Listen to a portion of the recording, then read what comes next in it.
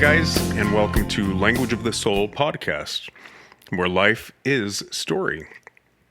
This is a bit of a mini episode. We're adding supplemental content, as you may have noticed, to our YouTube channel, in addition to the playlists of the podcast itself. So in that spirit, I guess I'll start by saying I'm kind of on a roll. We did 2 back-to-back episodes today, and of course it was inspiring and stimulating intellectually, and I'm either running on fumes or I have a lot of momentum, one of the two. So I was so inspired in sort of listening back to, not the entire episodes, but certain parts, because of course themes kept arising, and all of it is in the spirit of the podcast. Oh, so what occurred to me is this. How many times can you say storytelling transforms, right? And then when we talk about swapping out the lenses through which you see the world or transforming your narratives, there's so many ways of saying it, right? Taking those old warbly records that play ad infinitum, and in The Seeker, I call it just writing your own song, co-creating with the universe and owning your own narratives and writing your own song. But it's just come up so much that it's really, it is storytelling in a nutshell. On a micro and a macro level. We'll be saying this throughout, all of our episodes. But what occurred to me today, too, is we're really finding our peeps. So those of us who have stepped into our purpose, found our voice, or I guess our authentic voice, and then really stepped into the understanding that only by contributing it to the collective do we truly find satisfaction, right? It's said that the goal is not to be loved, but in the giving of love is where the tranquility, the satisfaction, the well-being, the inner peace lies. So that's what I'm calling contribution. So both of our guests today, like I said, we did back-to-back episodes, and I may lose my voice during this mini episode. Let's find out. I am thrashed, but also inspired, so running on fumes. Anyway, but it really is such a beautiful thing when in real time, right, you're transforming through the creative process, and then art reflects life, right? So I think the inspiration transcends when you transform in real time through the creative process, if that makes sense, and it's reflected in the work. That is manifestation in action. And one thing that tends to result from that, from being true to your muse or your calling or your ministry or your purpose, or what Paul Coelho would call your personal legend, is you do find your peeps. You attract people that are on a similar journey. That's exactly what happened today. I felt like, I found kinship with these beautiful spirits, and we're all on a similar journey. And it has to do with death and rebirth. We've all mourned our life as we knew it and stepped into a new sense of purpose. So in that spirit, I realized, I just have never been good at being a keynote speaker with a single message. I have too many stories to tell. And in fact, it's hard to be definitive in writing, not even a memoir, but a single narrative nonfiction essay, because again, there are so many lenses you could swap out. Which story am I going to tell? The tragedy or the comedy or the redemptive version? So I've never been great at that, but I am also in awe of a really great TED Talk with a very clear message. My sister recently did a TED Talk, and it's a science. It's a really beautiful science. And so a lot of the TED Talks really focus on people that have overcome. Not so much necessarily made lemonade of lemons, but who have lost everything and then rebuilt with a sense of purpose. And so in that spirit, the closest I ever came to writing a keynote speech or a TED Talk was when I was asked to write an article for Johnny Tan. I had been on his podcast, and he has an online magazine, and he asked me to tell my story. So without bogging him down with which story should I tell? I decided to just do a snapshot. Who am I at this moment? And because I am building a brand and a platform, which is almost synonymous with defining one's purpose or one's vision, of course it can evolve. But at this moment, what am I all about? What is the culmination of all the stories I've told about myself to myself all these years? And, where has it brought me? So in that spirit, just for posterity, and so that once in my life I have something definitive on record, it really was hard to write this article because I left so much out.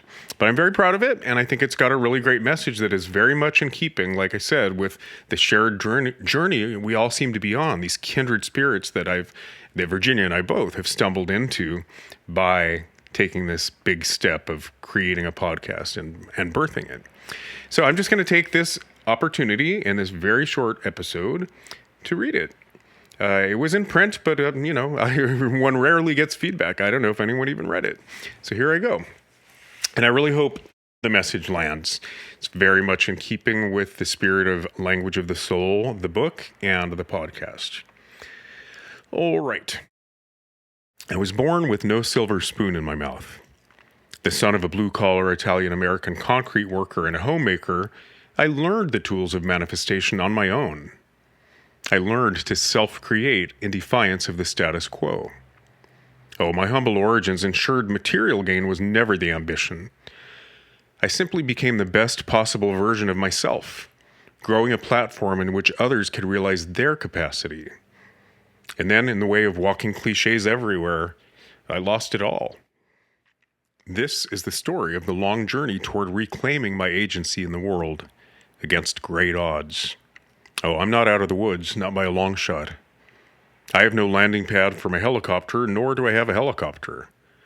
But the insights I've gained with or without material abundance, the spiritual riches I've amassed, are here to stay. And the rest will come in time. My childhood was characterized by chaos, thanks to alcoholism. The fringe benefit of dysfunction was the inexhaustible creativity it birthed. Drawing in my sketchbook, engaging in the creative process, though I had no words for it at the time, was my way of tuning out the noise. I quickly learned to look within for well-being, inner peace, and solace. Like many artists, I learned to express myself in an unexamined way, when it was not safe to do so without the surrogate. My craft became the voice I didn't otherwise possess. Creating was cathartic for me. The validation it brought was a mere byproduct. Sharing the work, seeing the way it moved or touched or simply impressed people, was proof I existed. Ego, of course, thrives on such affirmation.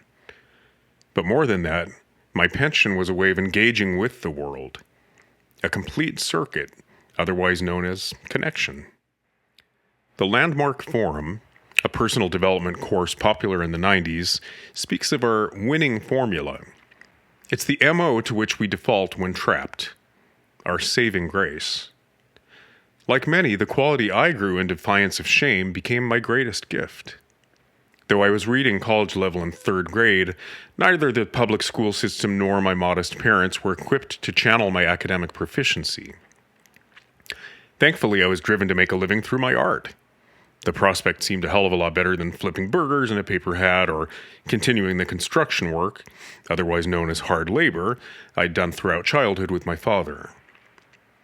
Though I was not gifted the tools to be a good student, I excelled at Art Center, one of the most demanding and expensive private colleges in the country.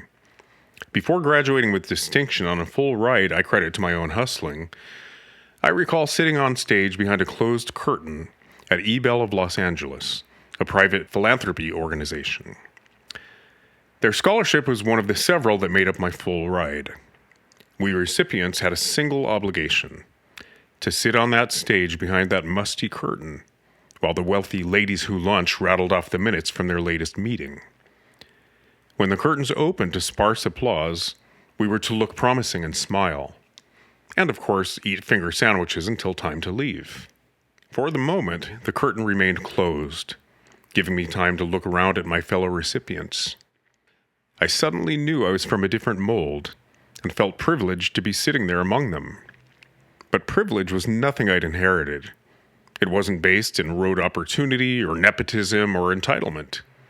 It was earned. I was learning the art of self-creation despite circumstances. I was learning to co-create by dovetailing with the universe and my own fulfillment of potential. Why not me, I thought.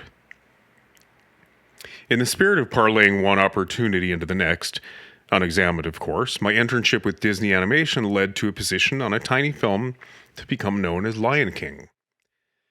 I spent 11 years with Disney in both LA and Paris, painting backgrounds and creating visual development art for Lion King, Pocahontas, Hunchback of Notre Dame, Tarzan, and Fantasia. When Lion King became one of the top-grossing films of all time, the bonus allowed me to pay off my student loans in one check, hitting the ground running in the credit department. Then came the first car I bought, brand new from a dealer, further bolstering my credit. Oh, I remained a minimalist without a materialistic bone in his body. I didn't buy my first stereo till the age of 26. But I relished sharing the alchemy by gifting my parents trips to Paris and New York for premieres. My efforts to give back extended to returning to my alma mater, Art Center, founding their entertainment track, and teaching there for 20 years. When I left Disney, the platform I built that allowed others to practice their craft took the form of self-financed live-action films. Many of them won awards in the festival circuit and garnered distribution, leading to a writing resume with original screenplay credits. This, in turn, led to my career as an author. 30 years after Lion King's release, I'm still friends with its director. Recently, over lunch, we marveled at a moment in time when the stars aligned. A moment that's become known as the animation renaissance, when an unlikely family came together to combine a passion for storytelling with artistic genius to change the world. The thing is, what I built for myself proved unsustainable. Changes in the industry meant our unlikely family would disperse, shift focus. Though we're nostalgic about that magic moment, the climate at Disney changed along with the world, and the new rules were something many of us could not abide. Later, the same would happen at Art Center. The legacy would slip and the institution would become little more than a moneymaker, the tail effectively wagging the dog. Teaching was no longer rewarding. At a very formative time, I was gifted Paul Coelho's visionary fiction novel, The Alchemist. In it, Coelho calls our muse or calling our personal legend. The universe, he goes on, conspires in our favor when we obey it. He calls that alchemy beginner's luck. I would come to recognize the changes in my world as the natural progression of things. My own writings often centered on overcoming disillusionment. I likened the process to the internalization of doubt through cracks and fissures in some self-created armor. We manifest when we're unaware of our limitations, when the world is our oyster and we don't know any better. Heartbreak added to my disillusionment. I remember the day I told myself I simply would not survive another heartbreak. With the sagest of intentions, framing it in the most virtuous way, I set out to be complete with or without a relationship. When someone came along who was a nice addition to a complete life, rather than simply filling a void, I'd be open to it. The thing is, my currency dried up in the waiting. I grew comfortable with the walls I unknowingly built around my heart. In March of 2019, I landed in the emergency room with a full-blown AIDS diagnosis and a litany of opportunistic infections that read like War and Peace. So numerous were my diagnoses, I finally told the nurse who read them off, "Just tell me what I don't have, it'll be quicker." I'd lost 20 pounds, was septic on admission, and I'm lucky to have lived. I was discharged after 18 days with a life I hardly recognized. Oh, there had been signs. Bouts with skin cancer were early warnings my immune system was going on strike. Without medical insurance and a subpar healthcare system, I chased a diagnosis on my own dime. My medical emergencies, paying for skin cancer excisions and reconstructive surgeries out of pocket, had put me in a financial hole, and I got behind on taxes. And now I was faced with bills for an 18-day hospital stay at nearly $10,000 per day. After discharge, there were plenty of complications. More skin cancer excisions, bone loss from the ARVs that were saving my life, severe arthralgia, myalgia, and neuropathy. Suffice it to say, recovering during a pandemic was challenging. Facilities were impacted, and the triage mentality assured I thoroughly slipped through the cracks. All my consults stalled, including physical therapy. My recovery landed in my own hands. So I upped my game, putting my spiritual practice on the front burner. I'd always taken a holistic approach to health, nurturing mind, body, and spirit equally. But the stakes had never been higher.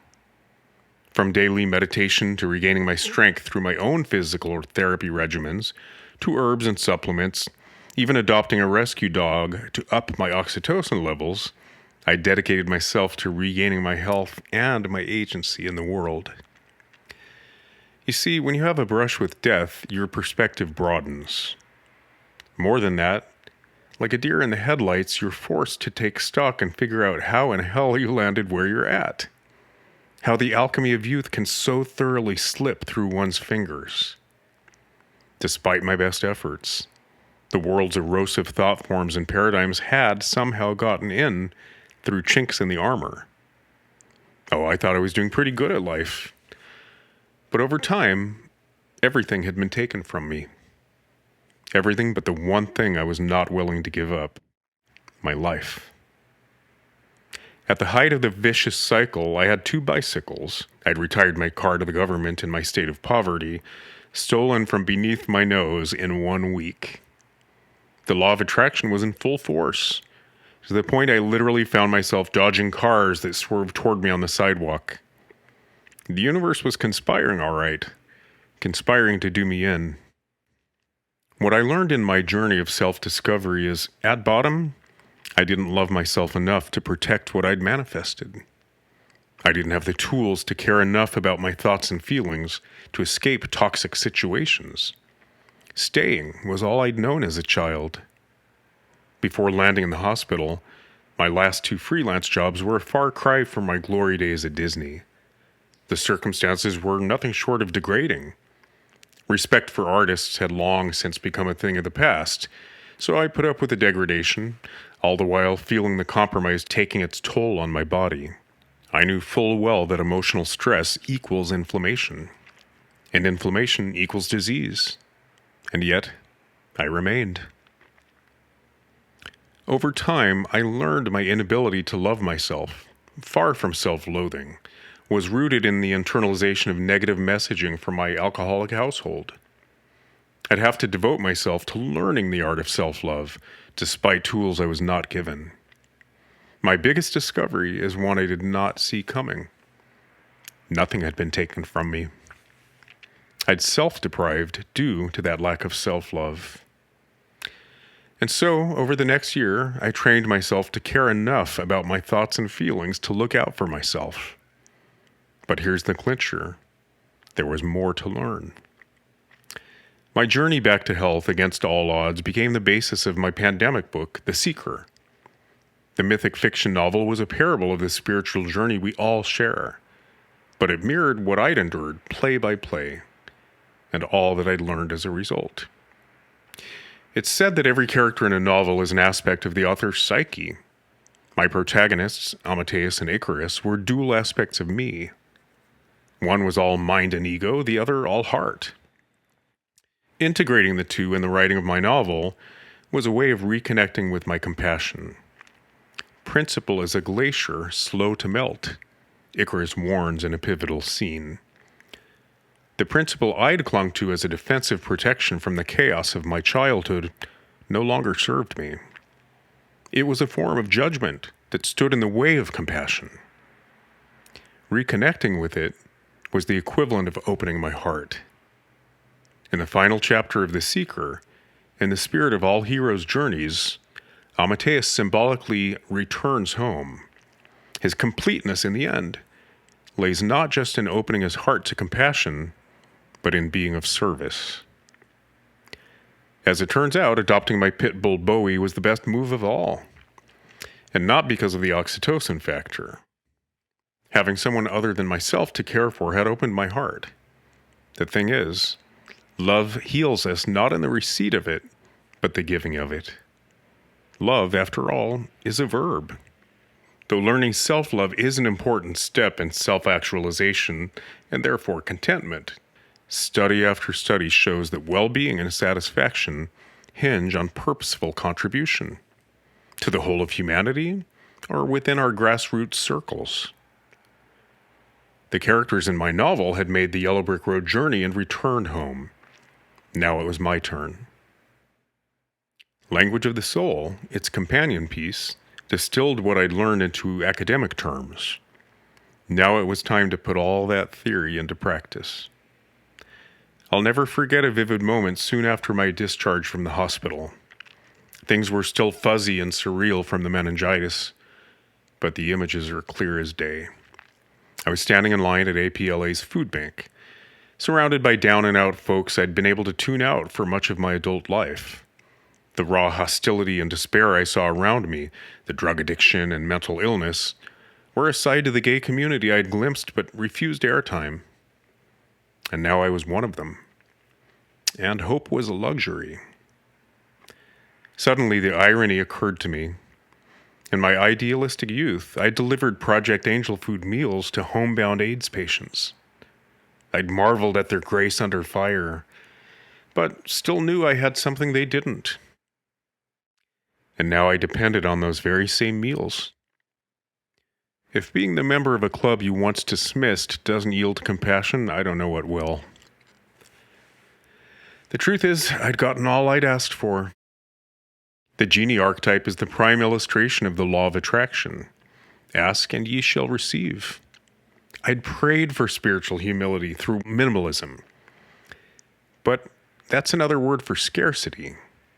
I'd asked for more compassion, always more compassion, that I might conquer ego once and for all and see the world through loving eyes. Oh, this is not a cautionary tale about being careful what you ask for or bargaining with God. I would not trade my spiritual growth for the world. I feel I'm out of the woods in terms of my health. The path forward is not certain, but I'm confident my circumstances and conditions will catch up to mirror my spiritual growth. After all, we all deserve ease, if not abundance. I'll continue to value my thoughts and feelings enough to maintain a high vibration, and yes, self-love. But what I've learned is we must turn the focus outward by actively loving others, finding those opportunities outside ourselves to give love, not just receive it. That laundry list of circumstances and conditions that make us all walking cliches, I have so much love to give if only the world would allow it, no longer holds water. Every moment, storytellers know, is an opportunity to choose fear over love, to choose the heart over mind and ego, to swap out the lens through which we see the world. But more importantly, in each moment, the onus is still on each one of us to seek out opportunities to love more. Love is where you find it. All right, thanks so much for listening. I was not wrong. I'm losing my voice, and I think I'm going to go drool on the pillow. All right, thank you so much. See you next time. Bye.